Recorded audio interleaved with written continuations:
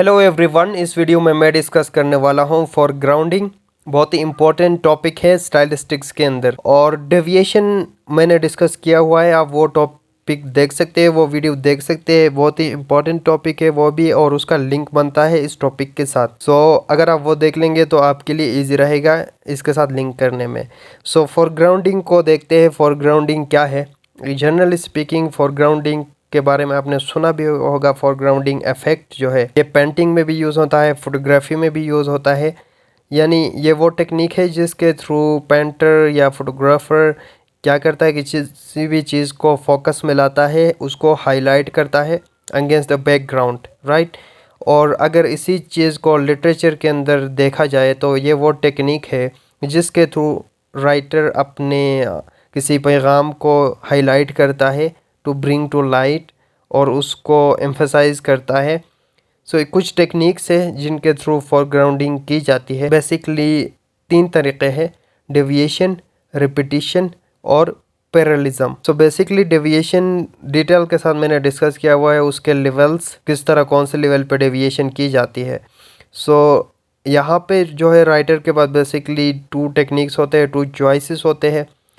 कुछ चॉइसेस जो डेविएंट होते हैं यानी डेविएशन, और कुछ चॉइसेस जो ओवर रेगुलर होते हैं। चॉइसेस दैट आर डेविएंट यानी जो डेविएंट है वो फॉरग्राउंडिंग प्रोड्यूस करते हैं। किस तरह? बाय ब्रेकिंग द रूल्स या norms of the everyday language.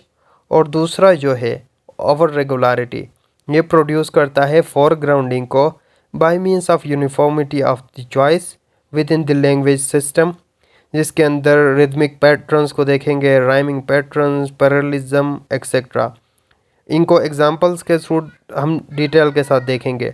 बाकी डेविएशन का मैंने डिस्कस किया हुआ है, वो आप देख सकते हैं डिफरेंट लेवल्स पे डेविएशन किस तरह अचीव होती है।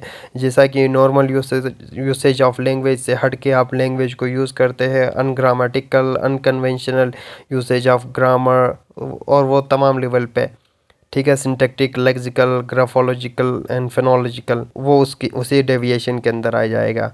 नाउ पैरेललिज्म को देखते हैं, जिसमें आप पैरेलल स्ट्रक्चर्स को यूज़ करते हैं, इक्विवेलेंट स्ट्रक्चर को, इक्विवेलेंट आइडियाज़ को पैरेलल फॉर्म में यूज़ करना। फॉर एग्जांपल चार्ल्स डिकन के नोवेल में से लाइंस लिए गए हैं, it was the best of times, it was the worst of times, ठीक है। पैरेलल स्ट्रक्चर्स यूज़ किए गए हैं। और फर्दर डिटेल में देखा जाए तो फॉरग्राउंडिंग ये पोइट्री के अंदर यूज़ होता है, नॉवेल्स और प्ले के अंदर भी इस इफ़ेक्ट को अचीव किया जाता है साउंड पैटर्निंग के थ्रू और कुछ कन्वर्सेशनल टेक्निक्स के थ्रू। डेविएशन का जो है इसका साइकोलॉजिकल इफ़ेक्ट है आपके रीडर के ऊपर। और फॉर एग्ज़ाम्पल अगर आप देखा जाए तो वर्क ऑफ आर्ट में, लिटरेचर के अंदर कोई भी चीज़ इनसिग्निफिकेंट नहीं होती। इवन कॉमा, फुल स्टॉप, ये सारी चीज़ें मीनिंग कन्वे कर रहे होती है, उनका पर्पस होता है। फॉरग्राउंडिंग को जो है प्रोड्यूस किया जाता है as a result of deviation.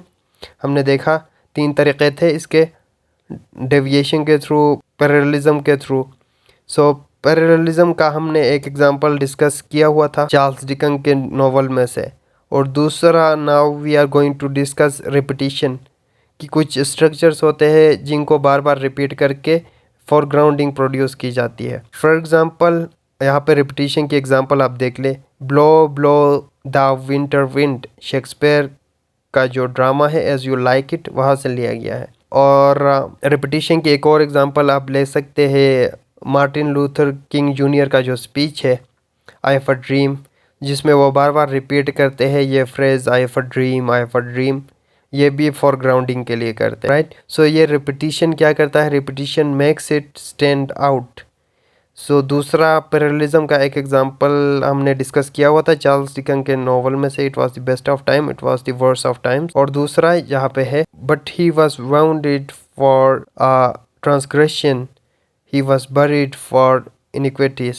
Parallel structures यहाँ पे यूज़ किए गए हैं अगेन। और this is all about foregrounding. I think you got the concept. Thank you for watching.